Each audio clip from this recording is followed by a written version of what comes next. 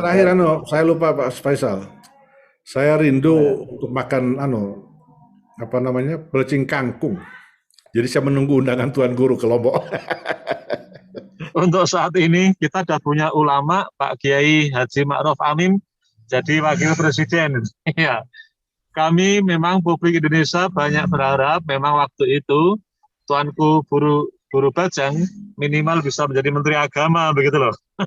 Yang saya kira kemarin itu juga akan ditokohkan sebagai salah seorang calon presiden di negara Republik Indonesia.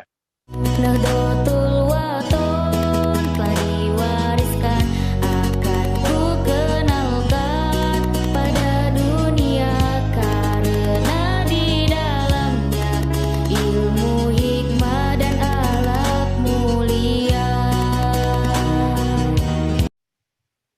Kemudian yang kedua, kalau kita berbicara tentang bagaimana kita berusaha memberikan satu sumbangan agar nilai-nilai Islam yang sumbernya dari Al-Quran dan Sunnah itu, lalu kita kita tafsirkan sebagai satu konsep dasar untuk menata ulang kembali hubungan antara Islam dan budaya. Itu bisa juga kita jadikan satu pemikiran, sehingga ketika kita melihat berbagai macam ragam budaya yang ada di Indonesia, yang sungguhnya itu merupakan satu mozaik yang berwarna-warni, itu bisa kita luruskan, kita bina, dan kita arahkan, sehingga hubungan antara agama dan budaya itu bisa saling mengisi. Bahkan agama memberikan satu sumbangan konkret agar perkembangan budaya di Indonesia itu menuju kepada sebuah budaya yang memiliki nilai-nilai religiusitas. Jangan sampai budaya-budaya Indonesia itu menjauhkan diri dari nilai-nilai religiusitas. Saya kira gerakan dari Nahdlatul Wathon dan gerakan-gerakan dari umat Islam yang lain, organisasi-organisasi Islam yang lain yang sekarang ini ada, tentu mereka sama-sama merindukan terwujudnya sebuah kebudayaan di Indonesia yang harus semakin lekat dengan nilai-nilai agama, terutama agama Islam yang bersumber kepada Quran dan Sunnah. Nah, disinilah pentingnya hubungan antara umat Islam dan negara, umat Islam dan pemerintah, sehingga tanggung jawab untuk mewujudkan sebuah masyarakat baldatun thayyibatun warabun ghafur itu menjadi tanggung jawab bersama. Kemudian saya merasa senang bisa bertemu langsung dengan Tuan Guru Zainul Majdi yang saya kira kemarin itu juga akan ditokohkan sebagai salah seorang calon presiden di negara Republik Indonesia. Saya sudah mengikuti berbagai pengajian-pengajian yang dilakukan oleh teman-teman generasi muda dari Mataram, dari Lombok ini, yang ada di Jogja, ketika ada pengajian yang akan dihadiri oleh Tuan Guru Zainul Masri, saya datang, tapi kok kebetulan belum bisa bertemu. Karena ketika itu Tuan Guru banyak acara ke sana dan ke sini, sehingga belum bisa hadir ke Jogja. Alhamdulillah pada pagi ini saya bisa bertemu langsung meskipun melalui online. Saya bisa mendapatkan satu pencerahan tentang gerakan Nahdlatul Wathon. Mudah-mudahan meskipun Tuan Guru belum ditakdirkan menjadi imam di negara Indonesia ini, tetapi kedudukan Tuan Guru sekarang ini pun sudah menjadi imam di masyarakat. Amin. Bahkan mudah-mudahan Tuan Guru diberikan usia yang panjang, Amin. dengan ilmu yang cukup dalam, cukup luas dari Timur Tengah itu, bisa mampu memberikan satu pencerahan bagi masyarakat dan bangsa Indonesia. Amin. Amin. Dan saya merasa senang bahwa Tuan Guru alhamdulillah masih punya kedudukan yang lebih mulia dari harapan-harapan sebagian masyarakat ketika itu. Dengan kedudukannya sekarang ini, yang kebetulan Tuan Guru juga dijadikan salah seorang komisaris dari sebuah lembaga yang dari segi keilmuan dan dari segi integritas moral, keilmuannya sejalan dengan kompetensi yang dimiliki oleh Tuan Guru. Mudah-mudahan Tuan Guru tetap istiqomah melalui tugas sebagai komisaris itu. Jangan sampai terkontaminasi oleh sebuah misi yang tidak sejalan dengan prinsip-prinsip syariah Islam. Sekian saja. Terima kasih. Assalamualaikum warahmatullahi wabarakatuh. Waalaikumsalam warahmatullahi wabarakatuh. Baik, terima kasih pada Ustadz Fahmi atas komentarnya. Saya silakan pada Tuan Guru, apabila ada tanggapan atas komentar dari Ustadz Fahmi, saya silakan.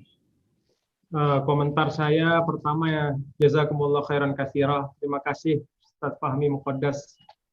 Semoga Bapak panjang umur, sehat walafiat. Pak Prof Habib Hirzin juga dan semua. Amin. Tadi ada usulan untuk kita berjumpa. Saya itu termasuk orang yang sangat meyakini ungkapan syajaratul ukhuwah tusqa bima'it tazawur itu, Pak. Jadi pohon persaudaraan itu disiraminya dengan air saling mengunjungi.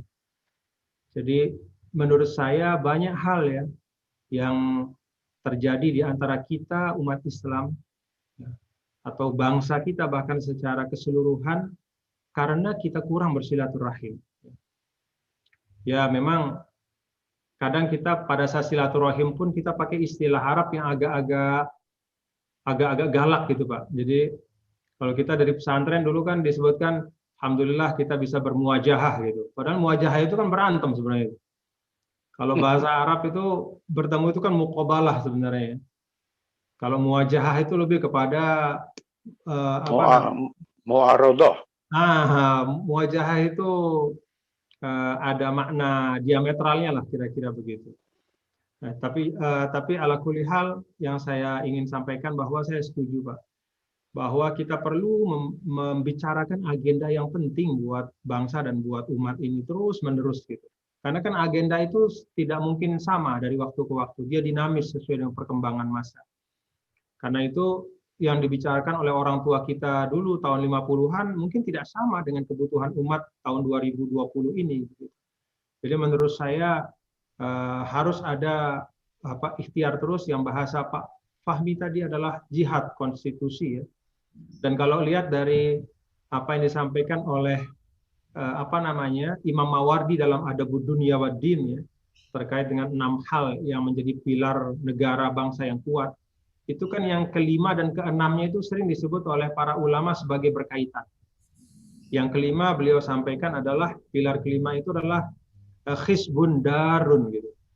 Jadi khisbun darun itu artinya kesuburan atau sumber daya ekonomi darun yang mengalirkan dan berputar gitu. Jadi artinya kesuburan dan ekonomi yang tidak hanya terkonsentrasi di satu kelompok, tidak hanya di satu sektor, tapi dia bisa darun gitu, bisa mensuplai terus-menerus kebutuhan umat. Nah, yang kelima ini kata ulama kan berkaitan dengan yang keenam gitu, amalun fasih, optimisme yang lapang gitu. Jadi tidak mungkin tumbuh optimisme di suatu bangsa kecuali kalau ada khisbun darun itu tadi. Kecuali kalau terasa memang aktivitas ekonomi itu menghadirkan kemanfaatan untuk semua. Nah, ini menurut saya juga bagian dari yang bisa kita diskusikan ya, sejauh mana aktivitas ekonomi berbangsa kita ini sudah darun gitu. Ya. Atau justru dia dulatan bainal agniya saja gitu. Hanya berputar-putar di kelompok kecil orang-orang yang tertentu begitu. Jadi ini harus menurut saya juga harus konkret ya. Dan kita bicarakan secara terbuka, karena jauh lebih baik membicarakan masalah yang memang menjadi masalah secara terbuka daripada di belakang pintu atau di bawah meja.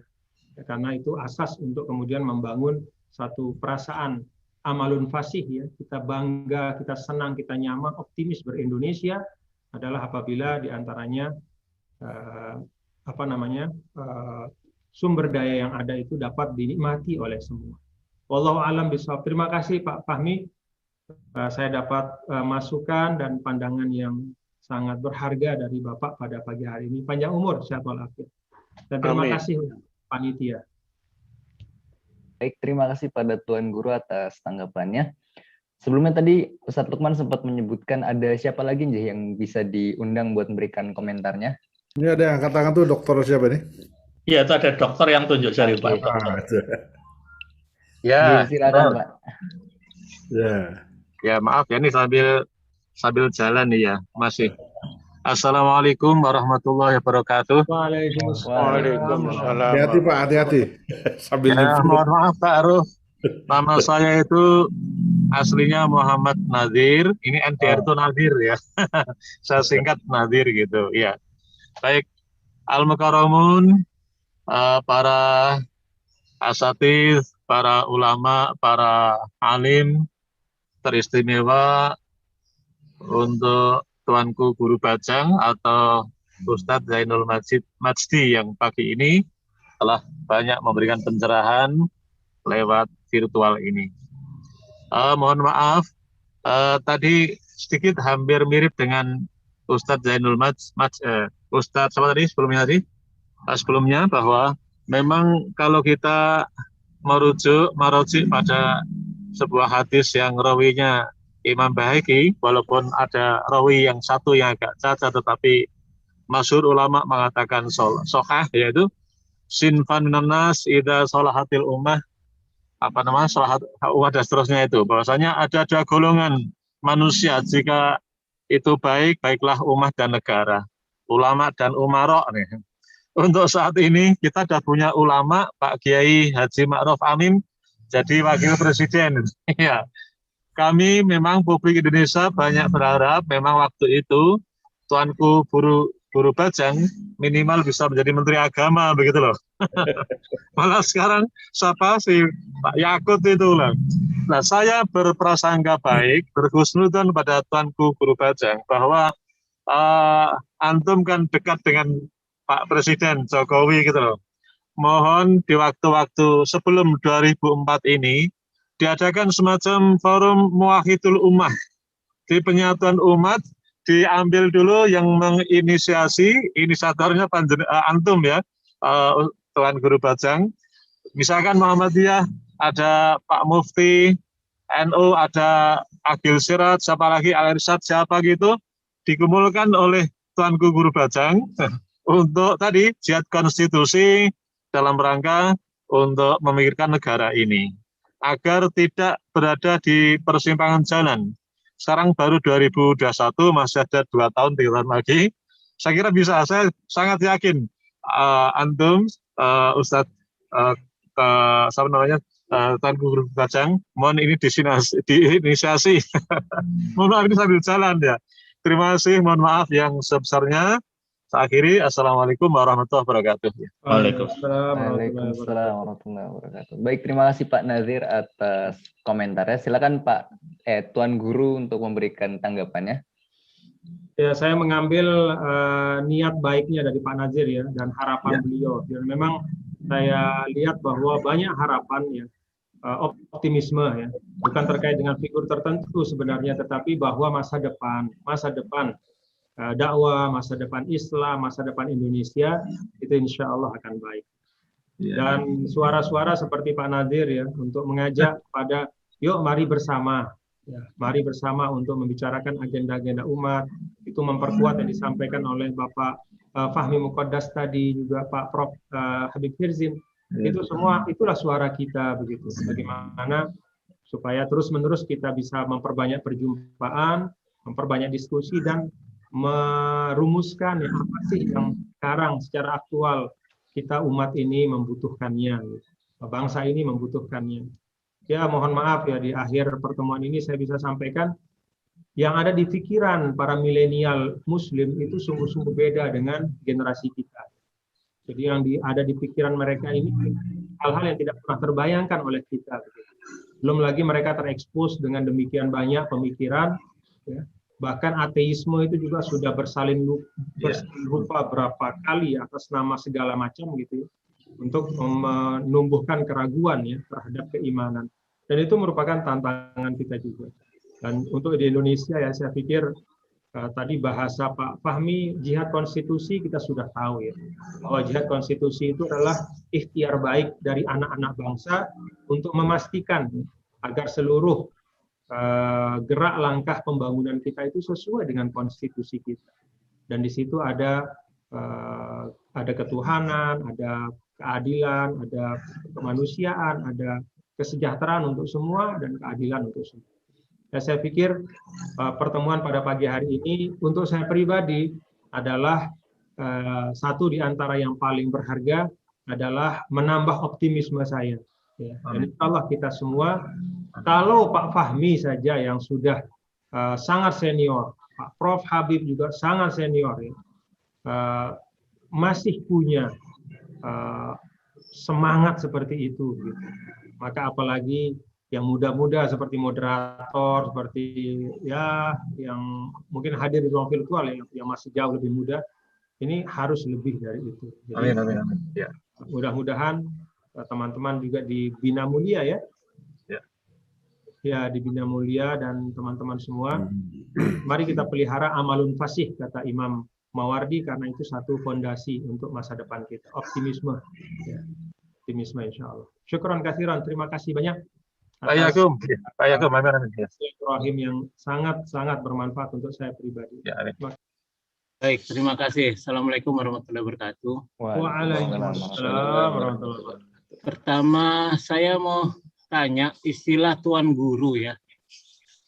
Karena saya tahunya membaca waktu masih kecil dulu, Tuan Guru itu biasanya panggilan orang-orang yang ada di Sumatera Barat ya. Tapi kemudian bergeser jadi Buya gitu ketika Buya Hamka itu sebutan. Apakah itu sama ya, ada kaitannya untuk sebutan para tokoh agama? Yang kedua ini ya agak sedikit ya Tuan Guru. Saya mengikuti tadi perjuangan kakek Tuan Guru yaitu Maulana Syekh Zainuddin Abdul Majid ini ya. Yang salah satu adalah untuk memberikan semangat membela tanah air kan gitu ya. Perjuangan tanah air yang kemudian disebut sebagai apa tadi? Nahdlatul Wathon. Kalau di Muhammadiyah kan Hizbul Wathon, yang kemudian ujung-ujungnya jadi kecil maknanya, yaitu apa namanya, persekutuan sepak bola ya jadinya. Hizbul Wathon. Nah, dalam kaitan ini, dalam kaitan memperjuangkan apa namanya tingkat nasionalitas gitu ya, nasionalisme, bela tanah air dan sebagainya, itu kalau saya sekarang kan kita sudah tidak lagi berjuang menegakkan kemerdekaan seperti zaman kakek Tuan Guru, tapi mengisi kemerdekaan. Dan dalam hal ini tidak luput dari kepemimpinan kan gitu. Ya, sebuah negara itu akan maju dengan adanya pemimpin yang bagus, yang maju. Nah, ini pertanyaan saya adalah ketika Tuan Guru Bajang pada pemilu 2019 kemarin menjatuhkan pilihan mendukung Bapak Jokowi, yang saya katakan adalah sedikit dari ulama yang ke sana kan gitu. Apakah dalam pemikiran atau dalam penilaian Bapak Tuan Guru Bajang yang dilakukan oleh Pak Jokowi selama 1 periode itu sudah sesuai gitu, dengan khitah perjuangan pembelaan tanah air, dalam artian memakmurkan rakyatnya dan membagi sumber daya sesuai dengan keadilan sosial yang ada dalam pembukaan Undang-Undang Dasar 45. Ya, itu saja. Saya mau dijawab monggo, mau secara diplomatis monggo, tapi itu banyak yang menjadi pertanyaan-pertanyaan ketika kenapa kok Tuanku Guru Bajang ke sana kan gitu. Walaupun nggak salah juga, cuman minta alasannya. Makasih, kurang lebihnya mohon maaf. Assalamualaikum warahmatullahi wabarakatuh. Waalaikumsalam warahmatullahi wabarakatuh. Baik, terima kasih Pak Mumin atas komentarnya. Saya silakan pada Tuan Guru untuk memberikan tanggapan. Monggo Tuan Guru. Ya, terima kasih. Jadi Pak Mumin, silaturahimnya pagi hari ini saya syukuri, alhamdulillah. Kalau terkait dengan 2019, saya pikir penyampaian saya di ruang publik waktu itu sudah cukup ya, dan ya itulah yang saya yakini begitu. Bahkan sampai saat ini, dalam arti bahwa kita memberikan pilihan itu kan berdasarkan pada opsi yang ada. Dan opsi yang ada itu kita lihat dalam kerangka apa yang kita yakini. Jadi saya alhamdulillah dan insya Allah kita semua kan sadar betul ya bahwa apa yang kita yakini, apa yang kita ketahui ini kan yang wasala ilaihi ilmuhu, ya, wasala ilaina ilmuhu, ya, dan syarat-syarat ilmu pengetahuan itu kan ada kita pelajari juga gitu ya. Bukan sekedar berita atau omongan, tapi ilmu ya, pengetahuan. Semua yang kita lakukan, pilihan-pilihan kita yang berdasarkan ilmu yang sampai pada kita, itu akan kita pertanggungjawabkan di sisi Allah Subhanahu wa Ta'ala. Jadi saya ingin sampaikan itu saja, bahwa pilihan saya pada waktu itu bisa dilihat ya dari pernyataan-pernyataan saya, statement-statement saya, yang insya Allah dalam batas kedoifan saya, ya, itulah maksimal dari ilmu pengetahuan dan pertanggungjawaban yang bisa saya pegang sebagai seorang hamba Allah, sehingga kemudian saya memutuskan untuk mendukung beliau. Ada beberapa hal yang ya sebenarnya semua tahulah apa alasan-alasannya ya.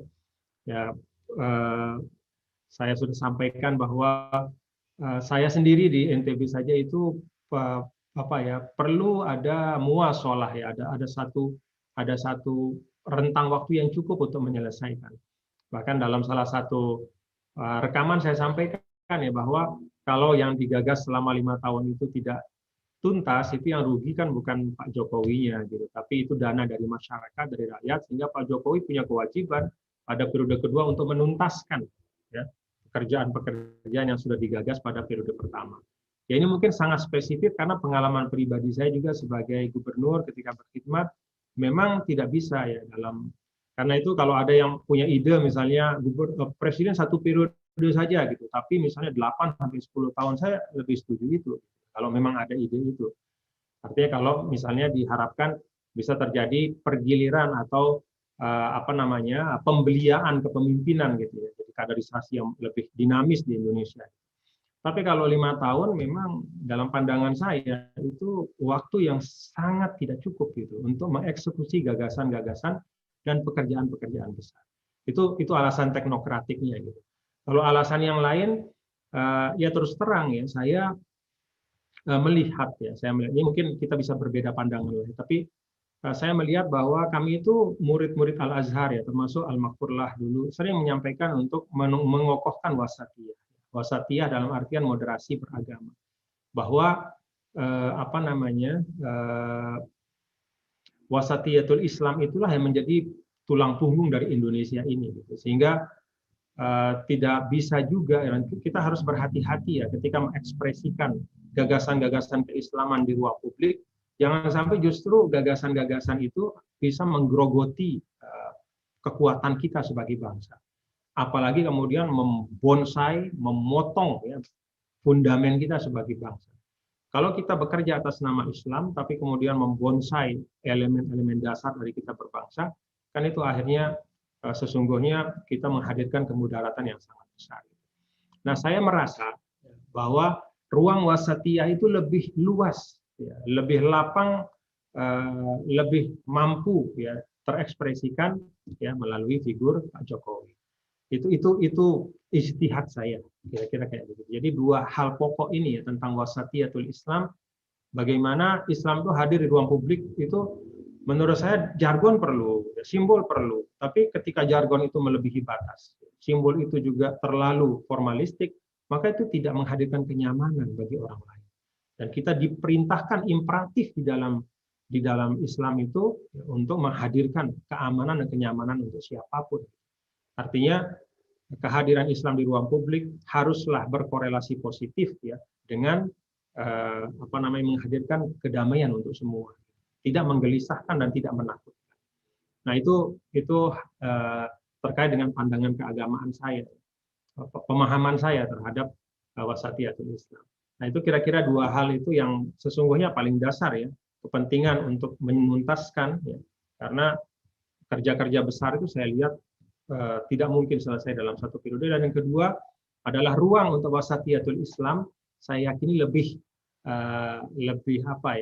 lapang ya pada figur dari atau pada kepemimpinan Pak Jokowi. Kira-kira seperti itu. Adapun, nah yang tadi Pak Zaki sampaikan, apakah sudah menghadirkan maslahat atau belum? Nah, ini ya tentu menjadi ruang bagi kita semua, dan ruang ini harus kita sikapi dengan tawasobil haq wa tawasobil sabr, dengan adab-adabnya. Dalam bahasa Pak Fahmi, itulah ruang jihad konstitusi kita. Jadi saya pikir kita masih bisa berikhtiar, berjihad konstitusi, berjuang, berdakwah dalam kepemimpinan yang ada sekarang. Ya tentu membutuhkan kekompakan dari kita semua. Tapi saya sekali lagi tetap optimis. Insya Allah. Terima kasih Pak Zaki, dan terima kasih untuk Bapak-Bapak semua.